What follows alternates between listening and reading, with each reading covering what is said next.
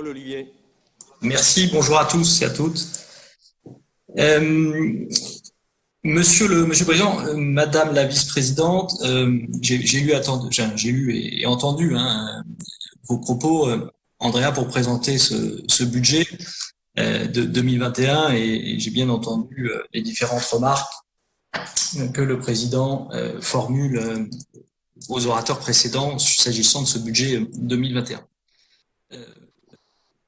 Moi, je note quand même, globalement, un vrai décalage entre la présentation que fait André Arbeau du budget 2021 et les documents que nous avons pu étudier selon notre compréhension, en tout cas, des choses. Donc, la politique, c'est choisir, et Monsieur le Président, vous faites des choix, on est d'accord avec vous, et ça arrive, et c'est le cadre. Pour ma part, je n'hésite pas à le dire quand c'est le cas, où on n'est pas d'accord, ça arrive aussi. Mais ce que je pense vraiment sur cette question du budget 2021, c'est qu'il faut expliquer clairement les choses, et je trouve que la présentation qui est faite par Andrea, en tout cas à l'oral, des conclusions qu'il faut tirer de ce budget 2021, est en vrai décalage par rapport à mon sentiment, à ma compréhension de la construction de ce budget. Quel est selon moi le choix qui est fait par l'exécutif? Le choix, je pense qu'il est très simple.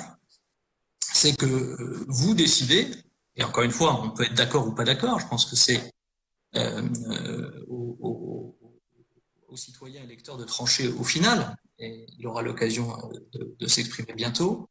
Vous faites le choix, au fond, de dire que les efforts budgétaires, notamment en termes de dépenses de fonctionnement, qui pourraient être faites ou devraient être faites, ce que moi je pense, pour stabiliser, voire revenir à des équilibres financiers plus soutenables dans la durée, sont reportés à 2023 et à 2024. Je pense que c'est ça, en fait, ce que traduit clairement ce budget. Parce qu'il faut tirer toute la ligne. Ce que ne dit pas Andrea, si on regarde les comptes administratifs de 2023 et 2024 anticipés, et je pense que c'est utile d'avoir cette analyse qui est présente dans le document, on constate qu'en 2023 et 2024, si l'on veut éviter d'exploser les plafonds de ratios, notamment d'endettement, eh bien, nous aurons à faire des choix difficiles et nous devrons tailler dans les politiques publiques en 2023 et en 2024 pour limiter la hausse et arrêter, stopper la hausse de notre endettement et de nos ratios dans les limites que nous nous sommes fixées. Et donc, c'est un choix. On peut dire il faut attendre 2023-2024 parce que la situation n'arrive pas, mais je pense qu'il faut le dire, et il faut dire que l'effort, on le reporte à plus tard. Et dans le document qui nous est donné, on ne voit pas comment, avec quelle méthode, on va pouvoir supprimer des dépenses de fonctionnement importantes en 2023 et 2024, selon quelle méthode, sur quelle politique.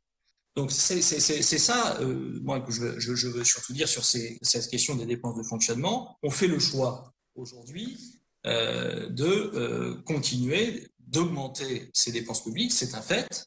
On peut encore une fois l'assumer politiquement, mais il faut clairement le dire, puisque comme l'a dit un orateur précédent, les dépenses de fonctionnement vont continuer à croître de 56 millions d'euros cette année, parce que l'on a décidé, comme je reprends vos mots, c'est un budget, est un acte politique ambitieux. Bon, voilà, on fait le choix en fait de ne pas choisir. En tout cas, moi je soutiens l'investissement aux entreprises. C'est bien dans ce contexte évidemment d'apporter un surplus d'aide au secteur de l'économique. À côté, on ne fait pas le choix de réduire massivement un certain nombre d'autres dépenses. On fait le choix de poursuivre avec optimisme les dépenses de fonctionnement. Voilà, c'est un choix qui est fait par la majorité, mais je crois qu'il faut être clair dans la façon dont on présente les choses. Et du coup, de facto, il faut aussi dire qu'on ne respecte plus le cadre que nous nous fixons et que nous avons pourtant rappelé en 2020, que vous avez rappelé en 2020 sur ce cadre général d'une maîtrise des dépenses de fonctionnement. Et si ma mémoire ne me trahit pas, en juillet 2020, au moment de la crise, vous écrivez, en tout cas vos services l'écrivent que, compte tenu du choc de 2020, il sera opportun, important, de viser un objectif de dépenses publiques, de baisse de dépenses publiques à hauteur de moins 5%, qui, dans les faits, ne se concrétise pas dans le budget 2020 que vous nous présentez. Donc il faut dire aussi qu'on ne respecte pas le cadre et qu'on ne respecte pas, a priori, ce qu'on a dit au mois de juillet 2020. Là encore, il peut y avoir des raisons légitimes pour le faire, mais encore une fois, on ne peut pas dire qu'on maîtrise le cadre financier de nos interventions. Il faut dire que pour des raisons politiques, on décide de revenir sur ce qu'on a dit. Là encore, tout à l'heure, cher Mathias Fekl saluait la constance des politiques. Je salue moi-même ces propos toujours apaisés qui devraient inspirer un certain nombre de collègues dans l'hémicycle au passage. Et je crois qu'il faut, quand on dévie, on change de cap, la crise peut le justifier, mais il ne faut pas, il faut le dire et l'assumer complètement. Nous augmentons les dépenses publiques, nous ne respectons pas le cadre que nous sommes fixés il y a 6 mois. Encore une fois, les citoyens pourront juger, mais il faut parler des choses. Le deuxième sujet dont je veux parler, c'est la question des recettes. Là, honnêtement, je trouve qu'on manque de prudence. On est très optimiste sur le niveau des recettes attendues. Et là encore, je pense qu'il faut le dire. Nous avons choisi de retenir une hypothèse où il n'y aurait pas de confinement en 2021. Les éléments qui arrivent aujourd'hui ne nous permettent pas de dire avec certitude qu'au mois de janvier, nous ne serons pas à nouveau confinés. Et donc, moi, je vous propose, je ne sais pas si c'est pas trop tard, mais je pense que l'exécutif aurait intérêt à retenir, non pas le scénario sans confinement, mais de retenir, en termes de recettes de fonctionnement, le scénario médian, pas forcément le pire, avec à moins 60 millions, mais le scénario médian à moins 40 millions d'euros, qui, à mon avis, serait plus en cohérence avec ce que nous avons le sentiment qui puisse arriver en 2021. Et c'est la même chose sur les recettes fiscales prévues. On table, si j'ai bien compris, sur une stabilité par rapport à 2019, donc un retour à la normale de la TICPE ou de la carte grise. Je pense que si on a un nouveau confinement, ou même si on prend en compte l'évolution des modalités de travail, je pense que beaucoup d'entreprises vont rester en télétravail en 2021 quoi qu'il arrive, au moins une partie de leur temps. Je pense qu'il faut qu'on prévoie une évolution des taxes, notamment la TICPE, peut-être aussi la TVA, le facteur, la part TVA qui nous revient, qui remplace la CVAE. Je trouve qu'elle est assez optimiste dans ce qui nous est présenté. Voilà, moi j'aurais fait une préconisation de réduire de 40 millions la projection de nos recettes de financement pour coller, semble-t-il, à une réalité possible de ce que sera 2021. Ça, c'est pour la partie dépenses et recettes. Sur la partie, effectivement, compte tenu de ces choix-là, il faut dire aussi que nous avons du coup un effet de ciseau négatif entre des recettes qui augmentent moins vite que nos dépenses, avec un écart de 20 millions d'euros, et du coup une épargne brute qui va continuer de se fragiliser au moins en 2021, avec un classement de la région Nouvelle-Aquitaine de 10e sur 12 régions en matière d'épargne brute, compte tenu de cet effet de ciseau défavorable sur les dépenses de fonctionnement qui continue à grimper. Comme nous voulons, et là encore, c'est un choix que nous pouvons, sur lequel nous pouvons être d'accord ou pas d'accord, mais le choix est fait de maintenir un niveau d'investissement malgré la situation nouvelle. Eh bien, effectivement, les variables d'ajustement, ça a été dit, je vais vite, c'est l'emprunt qui est en augmentation de 47% par rapport à 2016. Moi, je l'ai toujours dit ici, l'ensemble de cette augmentation d'emprunt n'est pas de votre fait. Il y a effectivement des circonstances atténuantes sur la gestion de la région Poitou-Charentes, sur les décisions de l'État.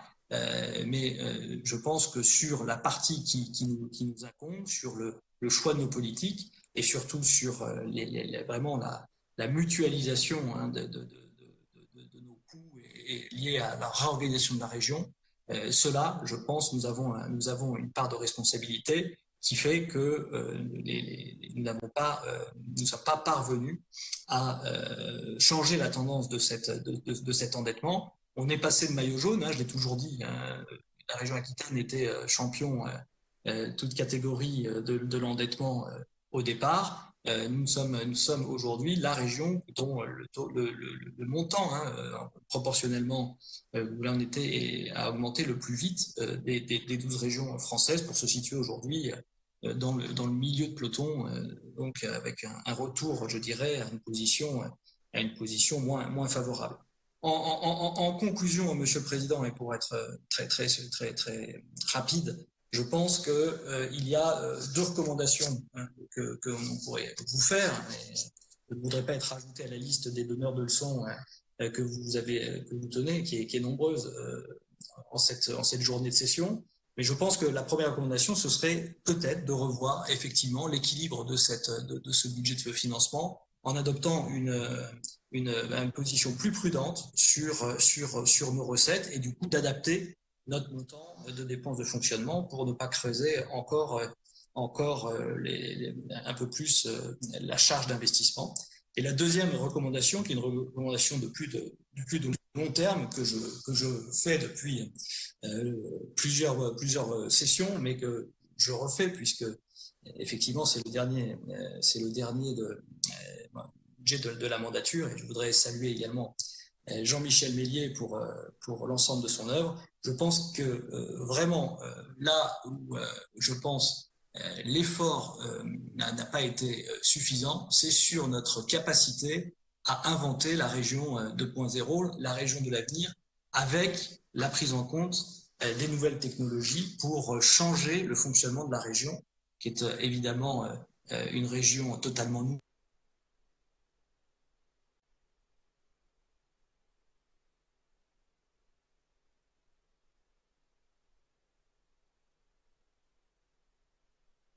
Olivier, on vous entend plus.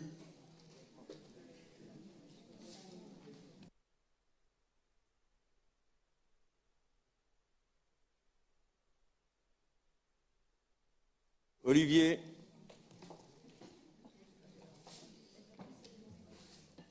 Le travail est suffisant. Olivier, on vous entendait pas. Ah bon. Depuis une minute, Olivier, on vous entendait pas. Ah bon. Je conclus alors deux recommandations. L'une, revoir le budget sur la partie des recettes qui semble, à mon avis, de fonctionnement qui semble, à mon avis, optimiste. Et deuxièmement, une recommandation de long terme qui est qu'il faut, à mon avis, absolument, est-ce que nous n'avons, que l'exécutif aujourd'hui manque, c'est vraiment cette réflexion sur la région 2.0 pour changer vraiment le mode de fonctionnement lié au rapprochement de trois régions dans une grande région, qui aujourd'hui manque et qui fait que nous supportons des coûts de structure trop importants, à l'image des charges de personnel qui ont augmenté de plus de 20% depuis le début de l'année. Donc ça ne sera pas pour ce mandat-là, je le regrette, mais je pense qu'il faut absolument, pour celles et ceux qui en auront la charge, eh bien, que nous ayons cette réflexion sur la mutualisation de nos moyens, le fonctionnement avec les outils aujourd'hui numériques, pour essayer absolument d'inverser la tendance et de diminuer un certain nombre de dépenses de fonctionnement en dehors des politiques régionales, dont il faudra quand même un jour faire les choix de façon à mon avis plus claire, mais qui nous permettrait de retrouver à l'avenir des marges d'investissement. Sinon, comme le plan le prévoit et que vous ne dites pas, eh bien, nous aurons dans 2-3 ans des choix douloureux à faire. Et là, nous devrons tailler dans les politiques dont la région doit porter pourtant des compétences fondamentales. Voilà les quelques remarques que je voulais faire pour répondre à Andrea et aux différents commentaires que vous avez pu faire par rapport au budget 2021. Je vous remercie et je m'excuse si l'audition n'était pas